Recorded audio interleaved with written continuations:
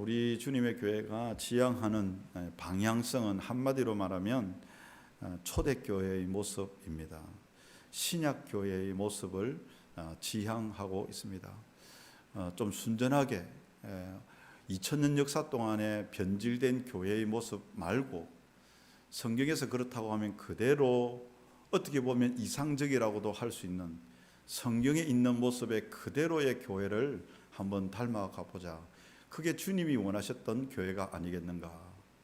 내가 이 반석 위에 내 교회를 세우겠다라고 하신 그 주님의 교회는 오순절 마가다락방에 성령이 임했을 때에 그 사람들이 모여서 있던 그 교회가 주님이 세우고자 했던 교회였고, 그래서 우리는 이 신약적인 교회, 그 교회의 모습을 지향하고 있습니다. 사도행전에 나오는 이 교회는 대표적인 교회가 두 개가 나오는데 예루살렘 교회와 안디옥 교회입니다. 예루살렘 교회가 모이는 교회였다면 안디옥 교회는 흩어지는 교회라, 이렇게 말할 수가 있습니다. 둘 다 의미가 있습니다. 우리는 하나님의 부르심을 따라서 모였고 하나님의 사명을 따라 흩어지는 것입니다. 저와 여러분들이 교회가 된 것은, 우리가 하나님의 자녀가 된 것은 하나님의 부르심을 받아서 이곳에 오게 되었습니다. 그런데 이제는 이 사명을 따라서 또 흩어지는 교회가 되어야 된다. 그게 이제 예루살렘 교회와 안디옥 교회가 같이 있는 그런 것이 아닌가, 그렇게 보아집니다. 그런데 교회가 흩어질 때는 자기들이 원해서 흩어지지는 않았습니다. 성령님께서 그렇게 스데반의 순교로 말미암아 예루살렘에 큰 핍박이 오고 예루살렘 교회가 억지로 어쩔 수 없이 흩어졌죠. 흩어져야 살 수밖에 없었기 때문에 흩어졌습니다. 그러니까 교회의 자연스러운 모습은 모이는 것이지만 하나님이 원하시는 모습은 결국은 사명을 위해서 흩어져야 된다. 여기서 흩어진다는 말은 딴 교회로 가라, 막 이런 이야기는 아닐 것입니다. 우리의 삶의 현장으로 흩어지는 겁니다. 이게 너무 중요하다고 생각합니다. 자꾸 교회 안에서만 그리스도인이 아니라 교회 밖에서 그리스도인이 되어야 된다. 가정에서 그리스도인이 되어야 되고 직장에서, 학교에서, 학원에서 그리스도인이 되어야 된다. 이게 흩어지는 교회의 모습이라, 이렇게 말할 수가 있습니다. 위험한 교회는 자기 성을 쌓는 교회입니다. 교회가 크냐 작으냐 상관없습니다. 작아도 자기 성이 있을 수 있고 크도 자기 성이 있을 수 있습니다. 여러분, 우리가 흔히 창세기를 가지고 말씀을 나누다 보면 가인의 후손과 아벨의 후손, 즉 아벨이 죽고 셋의 후손, 그 차이가 뭐냐면 가인의 후손은 가는 곳곳마다 성을 쌓았습니다. 이 성의 의미는 뭐냐면 내가 지키고 보호하자는 거죠. 바벨탑을 쌓죠. 왜 그렇습니까? 그 앞에 홍수가 났었는데 이제는 홍수가 일어나도 홍수가 우리를 침범하지 못하도록 하자, 흩어짐을 면하자, 이래서 바벨탑을 쌓은 것입니다. 그래서 벽돌을 굽는 기술, 탑을 세우는 기술을 만들어서 하늘 높이 쌓아서 우리의 이름을 내자. 여러분, 가인의 후손은 보면 문화, 기술, 능력, 재능, 이런 것들이 아주 많아요. 악기, 이런 것들이 아주 많아요. 그런데 그런 것들을 통해서 자기의 성을 쌓는 겁니다. 여러분, 이것 자체를 나쁘다고 말할 수는 없을 것입니다. 그러나 이것들이 계속해서 지나가다 보면 결국에는 인간의 조직과 공동체를 통하여서 스스로 보호하고 유지하기를 원하는 거죠. 저는 중세 가톨릭 있잖아요. 가톨릭도 이와 똑같은 맥락에서 보입니다. 건물을 크게 세웠습니다. 화려하게 세웠습니다. 그게 어떻게 보면 세상에서 아무리 교회를 박해해도 이제는 우리가 무너지지 말고 흩어짐을 면하자, 이렇게 해서 이렇게 세운 것이 아닐까. 그런데 구약의 교회는 저는 광야교회라고 생각합니다. 구약의 교회는 광야교회예요. 길 위의 철치입니다. 철치 on the way죠. 광야에서 성막이 있고 해막이 있는 겁니다. 언제든지 옮길 수 있는 곳이에요. 여기서 있다가 절로 가라 하면 절로 가는 겁니다. 그러면 거기에서 또 세우는 거예요. 여러분, 가인의 후손과 달리 아브라함은 아무것도 없는 가운데 내가 네게 지시할 땅으로 가라. 아브라함은 그야말로 나그네의 삶입니다. 어디로 가서 어디에 안주하며 어떻게 살아가야 될지 보장된 것과 안정된 것이라고는 사실 없어요. 그래서 나그네 된 삶이죠. 교회로 말하자면 광야입니다. 광야. 우리는 광야 교회를 다닌다 이렇게 생각합니다. 광야 교회는 어떻습니까? 가는 곳곳마다 일입니다. 오늘 일어나면 또 챙겨야 되고 내일 가면 또 다른 곳에서 적응해야 되고 불편하고 어렵고 힘든 거죠. 교회는 광야 교회입니다. 교회가 편안하고 안락하고 그 자리에 머물러서 조직하고 안정하고 그렇게 하기 시작할 때부터 건물이 높아지기 시작합니다. 사람들이 다스리기 시작하게 되는 것이죠. 그런 의미에서 우리가 추구하는 교회는 예루살렘 교회가 아니라 안디옥 교회입니다.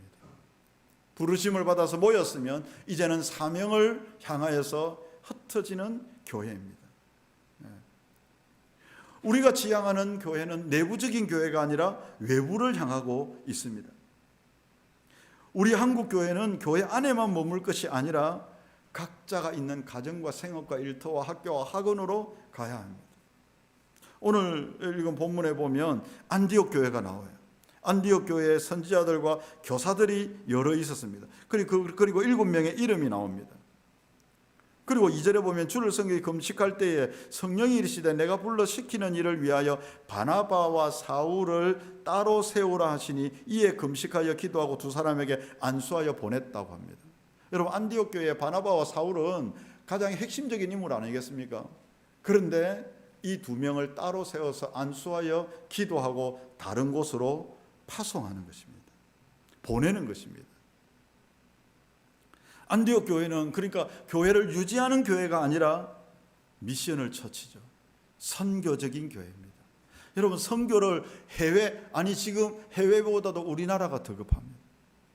우리나라의 가정, 직장, 학교, 학원, 사업장 이게 훨씬 더 급합니다.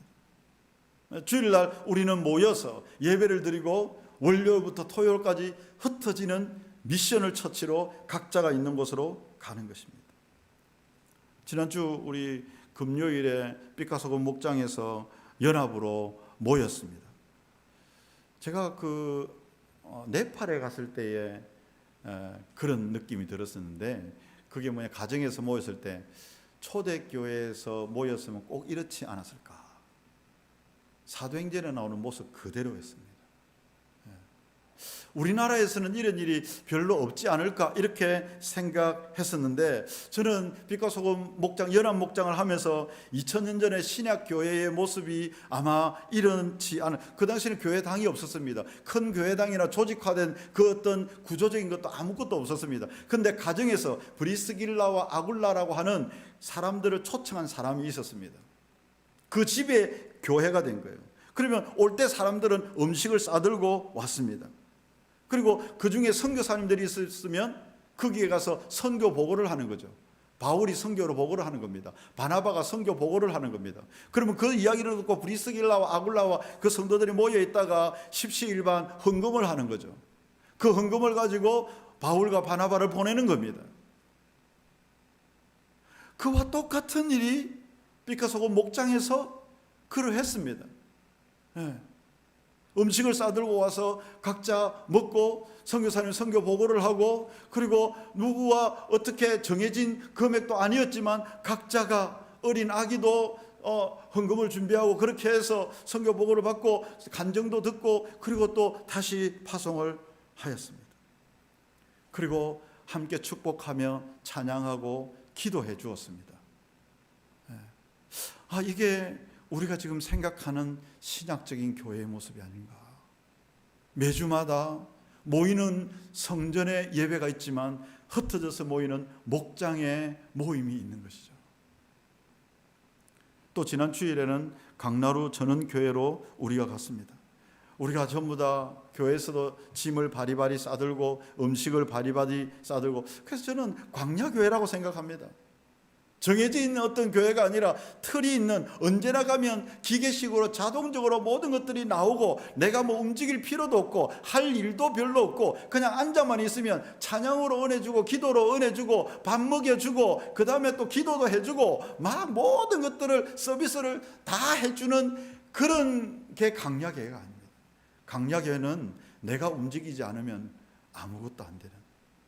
여러분, 이스라엘 백성들이 광야를 다닐 때에 레위인들 찬양대 움직이고 앞에 그걸 들고 언약궤를 들고 메고 모든 짐을 움직이지 않은 사람 아무것도 없을 거예요. 그게 광야교회가 아닐까. 우리도 좀 불편하고 짐을 싸서 바리바리 해가지고, 여러분 우리 교회만 그런 게 아니고 제가 수윤호 교회를 이야기했지만 다른 교회에서도요 무별 예배라고 하는 게 그 조정민 목사님 그 교회 무별 예배가 있어요. 그 교회로 오지 않고 정기적으로 주변의 지역 교회로 가는 거죠. 네. 저는 왠지 모르게 이게 참 감동이 됩니다. 신약 교회와 같은 교회 운동이 지금 일어나고 있지 않는가. 옛날에는 큰 교회에 모여있는 교회 그런 박수를 치고 간증을 하고 막 그 목사님을 좋아하고 그 큰 교회를 부러워했습니다. 그런데 지금은 흩어지는 교회를 좋아하고 있습니다. 신약적인 교회로 다시 돌아가고 있는 것 아닌가. 우리도 기쁨을 누렸습니다. 함께 교회 하니까 우리 안에서도 그런 기쁨이, 우리의 기쁨보다도 제가 오늘 새벽에도 이제 강나루 교회 목사님이 무엇을 가지고 오셨어요. 그리고 이야기를 해주는데 목사님의 눈빛이 제가 한 3번 4번 봤거든요. 오늘 눈빛 불이 타던데요. 어떻게 그럴 수가 있을까? 제가 정말 놀랄 정도였어요. 의욕이 우리는 정말 아무것도 아닐 수 있잖아요. 근데 그 목사님의 생기가 있잖아요. 생기가. 그래서 제가 전체 카톡에도 올렸잖아요. 그 목사님이 오늘 새벽에 오는데 어떤 그 장로님이 그 크리스찬 신문에 냈다고 하면서 이제 그 목사님에게 보여주고, 그 목사님은 또 업돼가지고 저한테 와서 이걸 보여주는 거예요. 그리고 뭐라고 하냐면 그날 목사님 아들하고 며느리, 손자, 손녀도 왔었잖아요. 목사님이 그 손자, 손녀들에게 얼마나 어깨가 어색하는지 몰랐다고 그 이야기를 하는 거예요. 우리 아버지 목사 아닌 줄 아는데 목사 맞네. 이런 느낌을 아들이 갖더라는 거예요. 이것만 해도 우리가 큰일 한 거 아닌가. 우리는 작은 보잘것없는 보리떡 5개와 물고기 2마리인데 주님께 순전하게 드리니까 주님이 일하시면 우리가 생각보다 다르다. 그래서 이 목사님이 우리가 있었던 그 운동장을 사용을 하고 앞으로 그 큰 예수님은 당신을 사랑하십니다. 그 현수막 그걸 이제 나눴을 때 주변 사람들이 보고 갈 것을 생각하니까 목사님이 설레고 막 그렇게 하고 기대감들을 가지고 사역할 힘을 얻고 그렇게 이야기를 하더라고요. 그분은 제가 이제 가정교회 지역 모임에서 만난 분이거든요. 근데 가정교회도 안 나오셨다고. 몇 6개월 아예 안 나왔어요. 이제 그만 두려고 했다고요. 근데 요번에 가정교회 지역 모임을 우리 교회에서 하거든요. 목사님들 모여서 오시겠다는 거예요. 그러니까 가정교회 그 홈페이지도 난리가 났습니다. 그 목사님이 우리 교회 사진하고 올려가지고 막 다른 목사님도 축복해주고, 그래서 제가 다시 가정교회 지역 모임에 다시 온다고 이러니까 많은 사람들이 기뻐하고 이렇게 하고. 우리는 어떻게 보면 좀 수고를 한 것 같고 막 이렇게 한 것 같은데 이것보다 훨씬 더 큰 일들이 나타나고 있다. 교회는 점점 더는 그런 생각이 듭니다. 섬김을 받는 곳이 아니라 섬기는 곳이다. 도움을 받는 곳이 아니라 도움을 주는 곳이다. 사랑을 받기만 하는 것이 아니라 사랑하는 곳이다. 땀을 흘리며 수고를 하고 자기 것을 자기 것이라 여기지 않을 때에 성령의 역사가 일어난다라고 하는 것이죠. 우리끼리 유지하고 보호하고 우리끼리 먹고 즐기는 것이 아니라 복음으로 생명을 살리는 것이 교회입니다. 영혼을 구원하는 눈이 열리는 것이 바로 교회가 되는 것입니다. 부활하신 예수님께서 제자들에게 하신 말씀이 뭔지 아십니까? 아버지께서 나를 보내신 것 같이 나도 너희를 보내노라, 이렇게 말씀하셨습니다. 그리고 너희는 세상의 소금이고 너희는 세상의 빛이다, 이렇게 말씀하셨죠. 저는 우리 주님의 교회가 이런 방향성으로 예루살렘 교회도 옳지만은 안디옥 교회도 옳다, 부르심을 받은 사람은 언제든지 사명대로 나갈 준비가 된다. 그 나가는 것은 나의 삶의 현장이다. 그곳에서 영혼을 구원하는, 생명을 구원하는 그런 놀라운 역사들을 일으키는 저와 여러분들 되시면 좋겠습니다. 그래서 저도 요즘 새 가족 있잖아요. 어떻게 하면 좀 할까, 그런 기도를 계속하고 있습니다. 하나님께서 붙여주시도록. 그래서 어떤 교회의 교회됨이, 교회의 교회됨은 그 세 가지가 있다고 자주 말씀을 드립니다. 믿지 않는 사람이 믿어지는 그런 일들, 잘하지 않던 사람들이 믿음이 자라는 것, 그리고 기쁨이 충만한 것, 이게 이제 성장하는 아름다운 교회의 모습이다. 그 이야기를 자주 합니다.